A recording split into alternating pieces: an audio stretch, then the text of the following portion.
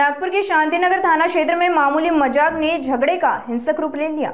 लालगंज राउत चौक के pass बुधवार रात हुई इस घटना में एक युवक पर ईंट से हमला किया गया। सूत्रों के अनुसार घायल पुरुषोत्तम भीसीकर बताया जा रहा है। घायल को मेयो अस्पताल में भर्ती कराया गया है। शांतिनगर पुलिस ने आरोपियों के खिलाफ मामला दर्ज कर आगे की जांच शुरू कर दी है।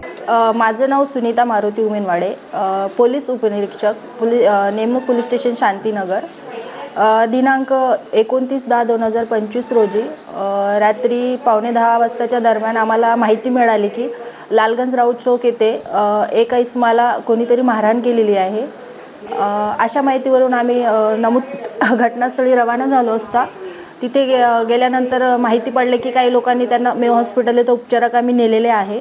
त्यावरून आम्ही तात्काळ मेयो हॉस्पिटल येथे गेल्यानंतर सदर इसम हा बेशुद्ध अवस्थेत होता। त्याचा उपचार सुरू होता आणि त्याच्या नातेवाईकाला विचारपूस केल्यानंतर माहिती पडलं की त्याला कोणीतरी अज्ञात इसमाने मारहाण केली। त्यांच्या नातेवाईकाला काही माहिती नव्हतं। त्यानंतर आम्ही घटनास्थळाची आजूबाजूच्या लोकांना विचारपूस केली तर तिथे येऊन माहिती पडलं की त्याला कोणीतरी 2-3 मुलांनी मारहाण केलेली आहे। दुसऱ्या दिवशी फिर्यादी हा उपचारानंतर पोलीस स्टेशनला हजर आल्यानंतर त्यांनी सांगितलं की रात्री तो कामावरून येत असताना जो आपला जखमी फिर्यादी आहे पुरुषोत्तम बाळकृष्ण भिसेकर, वय 39 वर्ष, राहणार लालगंज राऊत चौक, हा रोजमजुरीचे काम करतो मेडिकलमध्ये। तर तो कामावरून घरी येत असताना त्याच्याच ओळखीचा मित्र, त्याच्या वस्तीत राहणारा नितीन लाडेकर हा त्याला लालगंज राऊत चौक इथे भेटला।